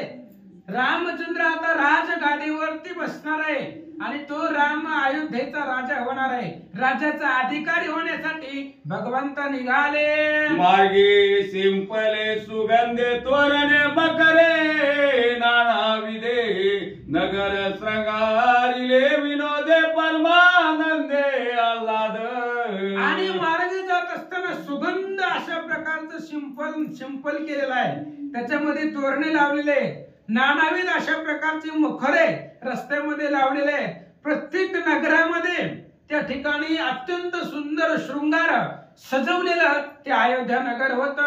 मूळ मंगल गसनी होत भारी, एक चढले माडिया गोपुरी, एक पाती गवाचे द्वारी आवडी बारी श्रीरामी. रामचंद्राच्या बरोबरीला एवढी गर्दी होती महाराज, एकमेकाला घासून जात होते. आणि मग बाकीच्या अयोध्येतल्या लोकांना रामाला बघायचं होतं. मग रामाच्या समोर जाता येत नव्हतं. मग कोणी बिल्डिंग वरती चढून बघू लागलं, कोणी खिडकीतून बघू लागलं. दिसल तिथून रामचंद्राला पाहण्याची आवड मनामध्ये होते. पाहू लागले. आल्हाद नगरा माझारी गोडिया उभविल्या घरोघरी सदीप बलिदाने करी नर नारी ओवाळी ती. संपूर्ण अयोध्या नगरीमध्ये आल्हाद आहे, आनंद आहे. प्रत्येक घरावरती गुड्या उभा केलेल्या आहेत, तोरण लावलेले आहेत आणि सगळे असणारी नर नारे भगवान श्रीरामचंद्राला ओवाळण्यासाठी येऊ लागले. आता श्रीरामाचे मुख परमानंदे होते जे सुख डोळिया लागली टकमक नावडे आणि दृष्टीसी. आणि रामचंद्राचं मुख पाहिलं महाराज. पाहता श्रीमुख सुखावले सुख डोळ्यांची भूक नवजे माझ्या. रामचंद्राचा मुखचंद्र पाहिला, परम आनंद नेत्राला होत होता. डोळ्याला टकमक लागली. एकदा रामाला बघितला की डोळ्याला दुसरं काही आवडतच नव्हता असं सांगतात. लव विसरली नेत्र पाती प्राण पांगुळ झाला निजगती सवे इंद्रिया एक व्रती श्रीराम मूर्ती देखोनी. आणि रामचंद्राचं मूर्ती मुख पाहिल्यानंतर एवढा आनंद वाटला. आदराने रामचंद्राला पाहत असताना डोळ्याला टकमक लागली. प्राण पांगळा झाला प्राण रामचंद्राला पाहण्यासाठी. सगळं इंद्रिय एकवटले. इंद्रिय एकवटून त्या ठिकाणी रामचंद्राचा मुखचंद्र पाहू लागले. सादरे पाताळ गोपती आनंदे कोंदली त्रि जगती नाटवे देह घेय स्फूर्ती श्रीराम मूर्ती देखोनी. आनंदाने रामचंद्राची मूर्ती पाहिली आणि रामचंद्राची मूर्ती पाहत असताना त्रिजगतामध्ये आनंद सामावत नव्हता. जन रामचंद्राचा मुखचंद्र पाहिला. एवढं सोपं आहे का महाराज?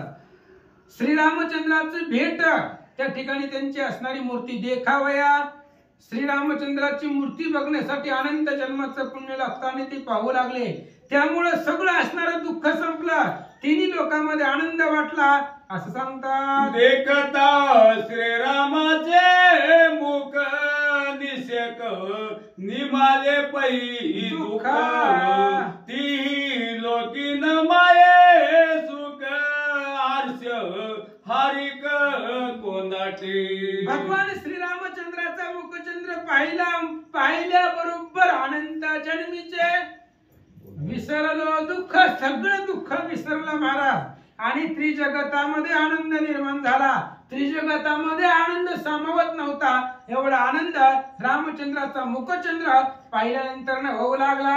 देखो निया श्रीरामा वदन जीव विसरे मुख थान आनंदे निवती नयन रवो नंदन देखो निया. रामचंद्राचा मुखचंद्र पाहिल्यानंतर ना किती आनंद आहे सांगता येत नाही महाराज.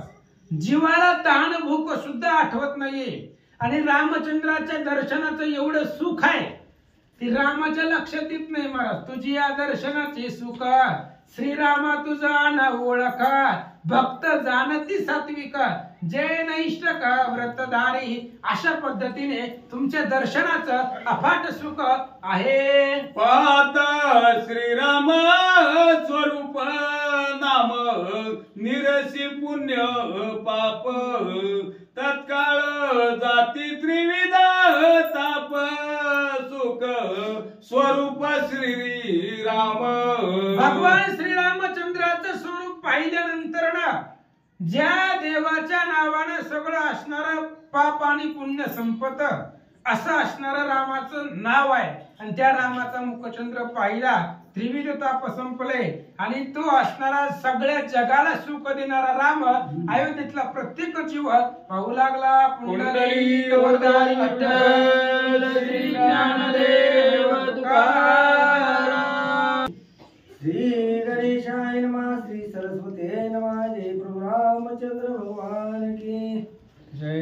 नाना ध्वनीची वाजंतरी श्रीराम येता निज गजरी ऐकोरी राजा रुद्र करी म्हणे कैशी परिमुख जाओ. मग प्रभू रामचंद्र असो पांडुरंगा गुरु प्रथम मला दुसरे चरण संतांच्या या त्यांच्या कृपा आशीर्वादाने कथेचा विस्तार बाबाजी सद्गुरू दासतो का बसलेले सर्व श्रोते मंडळी साधू संत यांना साष्टांगपणे बात करून कथेला सुरुवात कथेचं अनुसंधान की आपल्याला वडिलांनी भेटायला बोलवलेलं आहे म्हणून प्रभू रामचंद्र नुसतं वाजत गाजत असणारा आनंदाने दशरथ राजाच्या भेटीला चाललेले आहेत आणि आपल्याकडं वाजत गाजत प्रभू रामचंद्र भेटीला येऊ लागलेले आहेत. दशरथ राजाने पाहिलं गेलं, कंठ अनावर झालं, दुःख अनावर झालं दशरथ राजाला. दहाई मुकळून रडू लागलं. आता प्रभू रामचंद्राला कुठल्या तोंडाने सांगू आणि कुठलं तोंड दाखवू म्हणून असणारे दशरथ राजे रडायला लागले. महाराज जगा श्रीरामाचे सुख तेनी दशरथा परम दुःख त्याचे पाहू न शके मुख पडी अटक कैकयी. सगळ्या जगाने प्रभू रामचंद्राचा चेहरा पाहिल्याबरोबर सर्वांना सुख आनंद वाटत होता. पण त्या प्रभू रामचंद्राचा चेहरा आज दशरथ राजाने पाहिलं की दशरथ राजाला दुःख वाटू लागलं. अनावर दुःख झालं, रडू लागलेले आहेत. कशामुळं?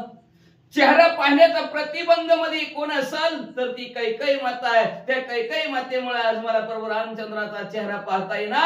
काय करू मी? श्रीरामने निववी सर्वासी तेने अतिताप दशरथासी कैकईने पाळले अतिभ्रांतासी निज बाकेची गोवणी. प्रभू रामचंद्राला नुसतं पाहिलं तर सर्व असणारा त्रिविध ताप असतील, कुठल्याही प्रकारचा ताप असेल किंवा काही दुःख असेल तर शांत करण्याची ताकद प्रभू रामचंद्रामध्ये.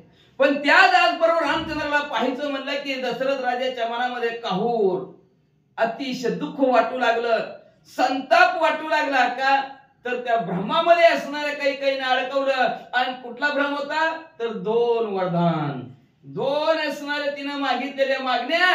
त्याच्यामुळे मी आज दुःखाच्या थरड्यात पडलो. दशरथ राजे मनातल्या मनात बोलू लागले. स्त्री चरित्र गम्य सृष्टी निज वरदाचे नेट पाठी पित्या पुत्रा पाडली तुटी उठा उठी कैकई. अगम्य स्त्रीचं चरित्र वर्णनच करता येत नाही ह्या सृष्टीच्या ठिकाणी. कधी काय बोलतील तर नंतर म्हणते मग हे तर कृत्रिम हृदय कृत्रिम असतं. कधी बोलतील, कधी ह्या वटावर तर त्या वटावर करतील, सांगताच येत नाही. कसं आचरण करतील, कसं असणार त्यांचं चरित्र व्यवस्थित पुतप असणाऱ्या मुलामध्ये आणि वडिलांमध्ये कधी ताटातूट करतील सांगता येत नाही. आणि ते आज आमच्या असणाऱ्या मुलाबाळांची ताटातूट ह्या काही मातेने केली. दशरथ राजे म्हणू लागले. दारुण स्त्रियांचे विधान श्रीरामाशी वन प्रयाण तेची दशरथाशी मरण नाडिली आपण वैधव्य. आज बरं मोठं तिनं मागणं मागितलं आणि तिचं मागणं परिपूर्णपणा नाही. दशरथ राजे म्हणलेला बरोबर परिपूर्ण करावाच लागणार आहे, दिलेला शब्द पाळावा लागणार आहे. आणि आमचा राम पितृवचन सेवापती हीच विष्णूची महापूजा अनुभव नव्हे तेही जाणार. मग नक्की प्रभू रामचंद्र वनवासाला जाणार. प्रभू रामचंद्र वनवासाला गेले की दशरथ राजे संपणार. हाताने आपल्या पायावर दगड मारून घेतला. वैधव्य रूपी असणारी पदवी स्वतः आपण पडावून घेतली. अशा प्रकारचं दशरथ राजे बोलू लागले. आईशे जाणूनी दशरथ अतिशयशी विलपत देवते ते पातला श्री रघुनाथ समवेत सौमित्र. अशा प्रकारचं असणार दुःख आपलं व्यतीत करत आहेत. डोळ्यात गळगळ अश्रू दशरथ राजांच्या वाहत आहेत. काय करावं तेवढ्या वेळात असणारा प्रभू रामचंद्र आणि लक्ष्मणजी ज्या ठिकाणी दशरथ राजे रडत होते त्यांच्या समोर उभा राहिले. नमस्कार करुणी दशरथा कैकईचे ठेविले माचरणी ठेविले माता मने विजयी हो बारवनाथा वाग्वदवता सत्य देवदे. दशरथ राजांना नमस्कार केला प्रभू रामचंद्राने, पण कैकई मातेच्या पाया पडले. आहे ना, माता श्रेष्ठ आहे असणारी कैकई माता बरं का. पाया पडले स्वतः, आणि पाया पडल्याबरोबर आशीर्वाद दिला, विजयी भव असा आशीर्वाद दिला. प्रभू रामचंद्र तुम्ही तुमच्या कार्यामध्ये विजयी होताल, आणि वाघ देवता आहे सत्य होणार, खरंच होणार. म्हणजे आता आपण बघतो वाघ देवता जास्त लोक जास्त म्हणले ही म्हणला की बरोबर, म्हणून वाघ देवतेला फार महत्व आहे. वाघ देवता असणारी सत्य होती का, तिनं आशीर्वाद दिला प्रभू रामचंद्र विजयी भव. कैकई आशीर्वाद गोष्टी रामे बांधली शकुनगाठी, विजय झालो मी सृष्टी बाये तापटी स्वानंदे. अतिशय आनंद झाला प्रभू रामचंद्राला. आनंदाच्या भरात असणारा दंठात म्हणू लागला, आज आपल्याला आईनं आशीर्वाद दिला की तू विजयी होणार. प्रभू रामचंद्र म्हणले नक्कीच आता मी विजयी होणार. का तर आईच्या आशीर्वादामध्ये एवढी ताकद आहे, एवढी ताकद आहे, एवढी नजरेत ताकद आहे, दुसऱ्या कुणाच्याच नजरेत कुणाच्याच असणाऱ्या आशीर्वादात ताकद नाही. म्हणून अतिशय आनंद प्रभू रामचंद्राला झाला. काय करू लागले, उल्हास दे कोणी रघुनाथा दारुण मूर्ती आली दशरथा. श्रीराम योगाची अवस्था काही सर्वता बोलवेला. मग जेव्हा प्रभू रामचंद्र एवढा आनंदित दिसलेले, मोठ्या मोठ्याने गर्जना करू लागले, वा वा वा वा मी आता विजय होणार आहे ना, आशीर्वाद दिला, मला अपयश येणार नाही असं आनंदाने लक्ष्मणजीला बोलत होते. आपली वार्ता विलाप तिथं करत होते. दशरथ राजे ऐकत होते. जसं प्रभू रामचंद्राला आनंद वाटल तसं ह्यांचा हुंदका मात नव्हता, आणि एवढा हुंदका आला दाखलीच बसली दशरथ राजाची. बेशुद्ध पडले, आणि बेशुद्ध पडल्याबरोबर आता माझा आणि प्रभू रामचंद्राचा वियोग होणार, आम्ही दोघं लांब जाणार, दुरावणार, माझ्यापासून प्रभू रामचंद्र लांब जाणार. हे दुःख दशरथ राजाला अनावर झालं. पुढे काय करेना, काही बोलावं, काही सांगावं का, असं घडलंय आमच्या दोघांचं रात्रीमध्ये. ही बोलायचं काय सूचना गेलं. छेदवया दशकंठ मूर्त सांगे वशिष्ठ. अयोध्या राजे ते कनिष्ठ रामराजे श्रेष्ठ ती लोकी. असणार राजा रावणाला संपवायचंय, त्याच्यासाठी असणाऱ्या कनिष्ठाला राज्यपट द्यायचा आहे भरतला. ही सुमुहूर्त, चांगलं मुहूर्त वशिष्ठ महाराजांनी काढलेला आहे. आणि राम पण आपल्याला पाहिजे रामराज्य. काय करावं, दशरथ राजाला अटक पडली. कसं बोलावं, कसं सांगावं त्या प्रभू रामचंद्र म्हणजे असणारा लोक तर रामराज्य होणार, रामराज्य होणार. सगळी हाताची घडी तोंडावर बोट ठेवून येते. आता प्रभू रामचंद्र येणार का, सकाळ उठल्या कार्यक्रमाला दिवस उगवाला की का तर मुहूर्तच नव्हता, एक वर्षभर पुन्हा मुहूर्त नव्हता. म्हणून वशिष्ठ महाराजांनी मुहूर्त काढून ठेवता उद्याचाच लगी. एक वर्षभर कुणी वाट बघा, त्याच्यामुळे उद्याचाच लगी मुहूर्त काढला होता. म्हणून सगळी तयारी केलेली होती, सगळेजण वाट बघत होते. सगळ्याला वाटत होतं रामराज्य रामराज्य, पण राजा रावणाला मारण्यासाठी भारताला राज्य ही कोणाच्या लक्षात येत नव्हतं. श्रीरामाची संभाषण रायासन करावे जाण. कैकई केले मुखमुद्रण वनाभिगमन न सांगावे. आता प्रभू रामचंद्रावर बोलावं, बरं चाललंय, व्यवस्थित चाललंय, पण काय सांगायचं प्रभू रामचंद्र, तुझा आता थोड्याच वेळात राज्याभिषेक होणार होता, पण तो कार्यक्रम कॅन्सल झाला. असं म्हणायचं म्हणलं तरी कैकई मातेने त्या वरदानाने, त्या मागणीने दशरथ राजाला मुकच केलं. बोलताच ना, बोलणारा माणूस पण मुका केला म्हणले ते कैकई मातेने असणारा. असं म्हणून प्रभू रामचंद्र म्हण ती दशरथ राजा म्हणू लागले, आता मी कोणत्या तोंडाने प्रभू रामचंद्रला वनवासात जा, कसं सांगू, त्या कैकई मातेने मला मुकच करून ठेवलंय. न बोलावे ते राहे, न बोलावे वनाशी जाये. दे कोणी श्रीरामाचे पाये, दुःखी होते अति दुःखे. न बोलावं तर राहावा विकी, आणखी त्यात सुपारी व्हावी असं दशरथ राजाचं काम झालं. न बोलावं तर नाही बोलून कसं चालायचं, बोलावं तर प्रभू रामचंद्र लगे वनवासाला जातात. काय करू मी, काय करू, त्या प्रभू रामचंद्राच्या पायाकडे बघायच्या आणि धाय मोकलून मनातल्या मनात असणारा दशरथ राजा गुपचिप एकटंच रडायचं, कळू सुद्धा देत नव्हतं की मी रडतोय म्हणून. असं धाय मोकलून आतल्या आत असणारा झुराय लागले. बाष्पेरो दिला निज कंठ गोर वाजे घरघराट. टवकारिले नेत्र वाट वेता उद्भट रायाची. कुठली बी असणारा जी आपली असणारी शारीरिक अवस्था आहे आणि ती जर आवरायची म्हणलं तर माणसाची फदीची झाल्याशिवाय राहतच नाही. कुठली बी असू दे, झोप जरी आवरायचं म्हणलं तरी इकडून तिकडं सारखं करावं लागतं किंवा काही करावं लागतं. कुठलीही गोष्ट आवरायची म्हणलं आता ही तर रडणं आवरायची. 4 माणसात रडलेलं दाखवता येत नाही ना माणसाला. रडणं बरं मोठ्याने रडावं तर लगेच विचारतो काय झालं तुम्हाला रडाय सांगा की लवकर. मधुसूदन राजा म्हणले मी कसं सांगणार. म्हणून त्यांना ते रडण्याची अवस्था निर्वायची आहे. कंठ सदगदित झाला, कंठातनं आवाज येऊ लागला असणाऱ्या दशरथ राजांच्या. पण काय करावं, डोळ्यात असणारं पाण्याचं थेंब यावं तर पाण्याचं थेंब सुद्धा आवरू लागले. प्रभू रामचंद्राने पाहिलं आणि प्रभू रामचंद्र जर म्हणले तुम्हाला रडायला काय झालं तर मी काय सांगू. त्याच्यामुळे आतल्या आत असणारे दशरथ राजे झुरायला लागलेले आहेत.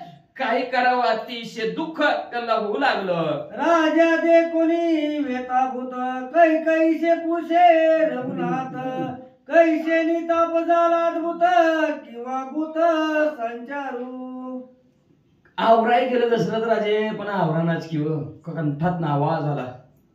आता तोंड उघडलं नाही पण कंठ वाजल्याशिवाय राहिना हुंदकाच माहिना ना. रडावं म्हटेनी तर अवघड परिस्थिती आहे. परत अख्खं गाव वडा काय झालं राजाला. म्हणून म्हणले राजा धमसून रडत होता. प्रभू रामचंद्राचं लक्ष गेलंच. प्रभू रामचंद्र म्हणले काही मात्र आई साहेब आपले राजन का रडत आहेत. काय दुःख झालं त्यांना, का त्यांची अशी अवस्था झाली. न भूतो न भविष्य आजपर्यंत त्यांची मी अशी अवस्था बघितली नव्हती. का अशी अवस्था झाली, काय झालं.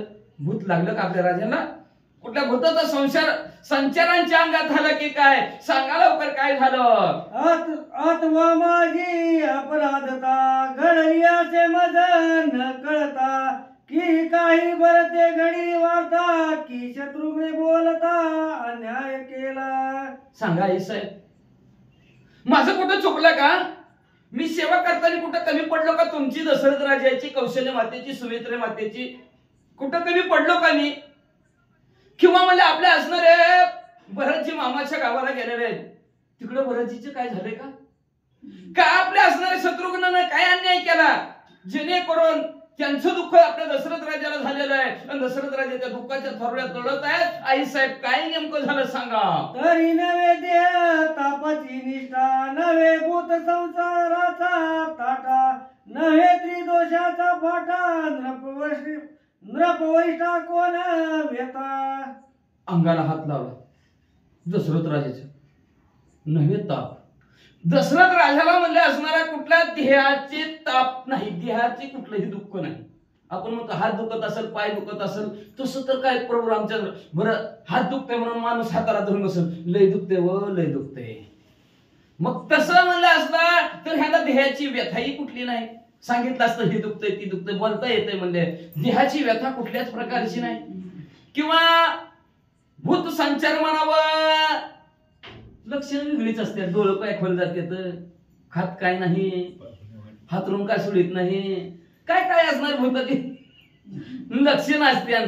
ती लक्षणं सुद्धा असणाऱ्या दशरथ राजाजवळ दिसत नाहीत म्हणले. कुठला असणारा 3 प्रकारचे आध्यात्मिक आदिदैविक आणि आदिभौतिक त्या तापात त्या दोषाविषयी कुठल्याही प्रकारचे असणारा दोषाचा फाटा राजाला झाला नाही. आई साहेब आपल्या राजाला काय झालं सांगा लवकर. दैविक किंवा मानसिक आत्मा काय आहे अलौकिक रायाची कवरे परी दुःख तुझ सम्यक पुसतो. कुठल्या देवाचा कोप झाला का. दैविक देही काय देहाचा ताप आहे किंवा मानसिक त्रास दिला का कोणी. अवघड असतं मानसिक त्रास दिल्यावर. का मानसिक त्रास कोणी दिला का म्हणले का काहीतरी अलौकिक कुणी आजपर्यंत कुठलंच ताप नाही त्याच्यातला 4था ताप का 5वा ताप दिला का काय म्हणले दशरथ राजाला कोणी. आई मी तुला पुन्हा विचारतोय का तुलाच विचारतोय आई सांग लवकर. दाडोली सुमंत प्रधान राय बोलविले जाण त्या मज कोण आज्ञापन तेही आपण पुसावे. असू दे बरं काय असेल ते असेल पण तुम्ही मला आत्ताच्या आत्ता लगेच बोलवून घ्या असा निरोप सुमंतापैकी सांगितला. सुमंत माझ्याजवळ पळतच आले आणि मला सांगितलं तुम्हाला आत्ताच्या आत्ता दशरथ राजाने तिकडे बोलवले आणि भेटायची आपली वेगवेगळी ठिकाणं आहे ती. तुम्ही आज भेटायला बोलवलंय कुठं बोलवलंय क्रोधग्रह. पहिली ग्रह बी तशी होती, स्वयंपाकग्रह, बैठकीचं वेगळंच होतं आणि क्रोधग्रह बी वेगळीच होती बरं का. पहिलं तिथं जाऊन बसली होती कैकई माता. तुम्ही म्हणताल क्रोधग्रह बी असतं. हो असतंय का, माहितीच नसलं राजाला, आज राणीला राग आलाय तर गेलं वायरीत करंट आहे, माहिती नसलं वायरीला हात लावला झटका बस ना. उगा माणसं फजिती करण्यापेक्षा तिथं जाऊन बसायची पहिलं. मग तिथं जाऊन बसलेली होती. मग ह्या असणाऱ्या क्रोधग्रहामध्ये मला का बोलवलं, काय कारण मला बोलवायचं, असंही असणार प्रभू रामचंद्राने त्या कैकई मातेला विचारलं. कैकई म्हणे रघुनाथा तुझे निरायचे पूर्ण व्यथा, तेही तुझ सांगेन आता कोप सर्वथा न करावा. आता एवढं विचारलं म्हणल्यावर बरं तिला बी सांगावाच लागणार आहे. कैकई माता म्हणू लागली काहीही झालं नाही दशरथ राजा. दशरथ राजाला जे काय दुःख झालेलं आहे, जी व्यथा आहे ती काय असणार दुःख आहे दशरथ राजाचं, हे प्रभू रामचंद्र तुमच्यामुळे झालं. आता कसं झालं, आता तुम्हाला सांगावा तर तुम्हाला राग येईल आणि तुम्हाला राग आला तर आमचं कसं होईल, असं कैकई माता प्रभू रामचंद्राला म्हणू लागल्या. माझे ऐकताची वचन तुझ कोप येईल पूर्ण, या लागी दाके माझे मन पूर्वकथन सांगावया.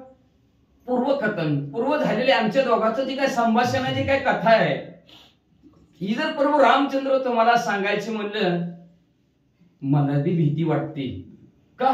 तुम्हाला जर राग आला त्या रागाने तुम्ही जर काय केलं तर आमचं कसं व्हायचं. मग आता काय करू, सांगू का नको, कधी सांगते ऐका.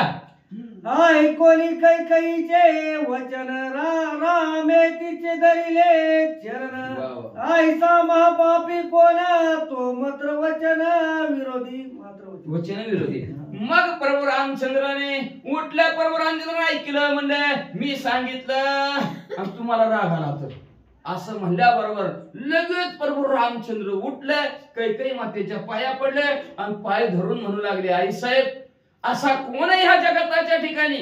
असेल म्हणले महापापी. महापापी बर का, त्याला शब्द विचारला. पापाचं बी 3 प्रकार, पापी ती काही वाचिक मानसिक 3 पापाचे प्रकार. पण निस्ती पाप, साधं पाप, महत्पाप आणि महापाप.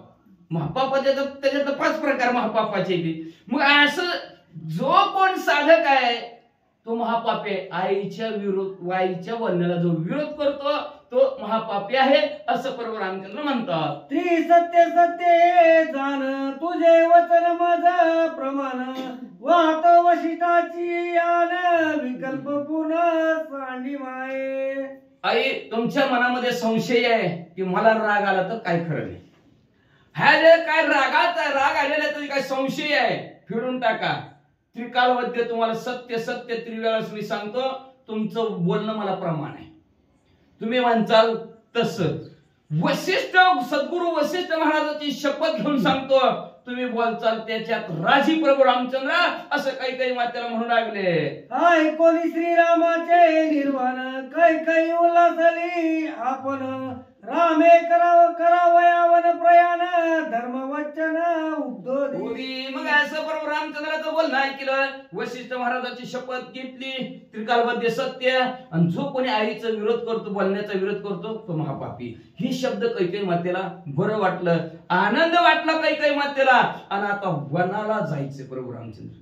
ही जी काय धर्मवचन आहे, हे धर्मवचन सांगण्यासाठी कैकई मातेला उल्हास येऊ लागला, आनंद येऊ लागला. कैकईची युक्ती कैसी राम करावा वनवासी, धर्मवचनाचे पासी श्रीरामाची दृढ बांधावे.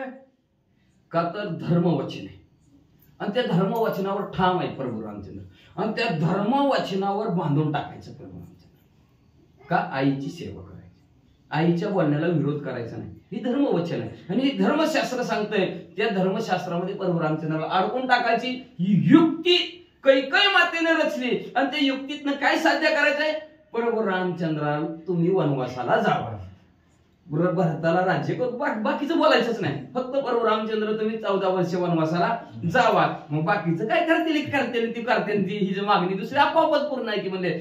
मग अशा प्रकारचं असणाऱ्या युक्ती कैकई माता रचती आणि कशी रस्ती ऐका पुढच्या अध्यायात. तृणवरांचे वरद बंधनाचे दशरथाची दुःख संपूर्ण ते निवारी वृंदन प्रतिज्ञा प्रमाण वनवासा. दृढ असं जी काय वर आहे काही मातीने मागितलेलं आहे आणि त्या वरडाचे असणारं जे का बंधन आहे त्या बंधनात प्रभू रामचंद्र अडकले जातील. वनवासाला प्रभू रामचंद्र जातील म्हणजे असणारा. पण दशरथ राजाला दुःख ते दुःखच आहे. सूड वाटत नाही दशरथ राजाला. त्याच्यामुळे दशरथ राजाला असणारं दुःख होणार आहे. पण ते दुःख प्रतिज्ञा प्रमाण मानणार आहेत. आईचं बोलणं प्रमाण कसं असतं, वडिलाचं हे बोलणं कसं प्रमाण आहे त्या उद्याच्या अध्यायात प्रभू रामचंद्र पटवून सांगतील.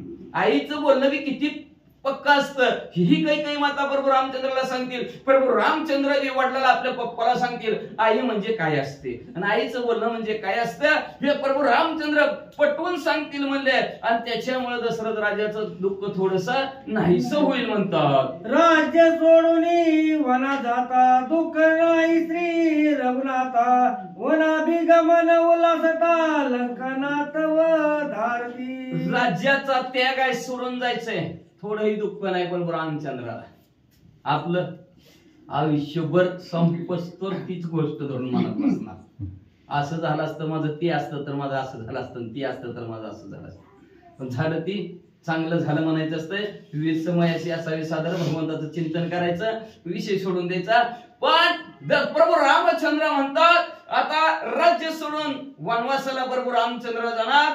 दुःख अजिबात नाही का वनात गेल्यानंतर असणार 33 कोटी देवांची बांधवडी सोडायची, नवग्रहांची बेडी तोडायची, रामराज्याची गुढी लंकेमध्ये उभा करायची. याच्यासाठी उल्हास प्रभू रामचंद्राच्या अंतःकरणाच्या ठिकाणी आहे आणि म्हणून त्या उल्हासाने त्या आनंदाने प्रभू रामचंद्र वनवासाला जातील. एका जनार्दना शरण झाले श्रीरामा गमन पुढा करावया वन बिगमन सावधान अवधारा. शांती ब्रह्म एकनाथ महाराज आपल्या सद्गुरु जनार्दन स्वामीला शरण गेले. शरण जाऊन म्हणतात तिथं हे आध्याच्या ठिकाणी प्रभू रामचंद्र दशरथ राजांच्या काही मातेच्या मनामध्ये गेलेले आहेत. त्यांचं असणारं दोघांचं संभाषण तिघांचं संभाषण झालेलं आहे. आता उरलं सुरलं काही माता आणि प्रभू रामचंद्राचं संभाषण आहे. ती जी काही दोघांचं बोलणं भाषण आहे ते कशा प्रकारचं होईल आणि मग ते ऐकून प्रभू रामचंद्र वनवासाला जातील. कसे वनवासाला जातील अतिशय सुंदर गोड कथा पुढच्या अध्यायाच्या ठिकाणी आहे. असं असणारे ग्रंथकर्ते त्यांच्या सद्गुरूला शरण गेले. शरण जाऊन असणारे अध्यायाचं कथानक संपवितात. स्वास्ती श्री भावार्थ रामायण आद्य कांड एकाकार टीकाय श्रीराम गमन नाम पंचम अध्याय थोडा श्री कृष्ण अर्पणमस्तु शिवम भगवंतो पुंडलिक श्री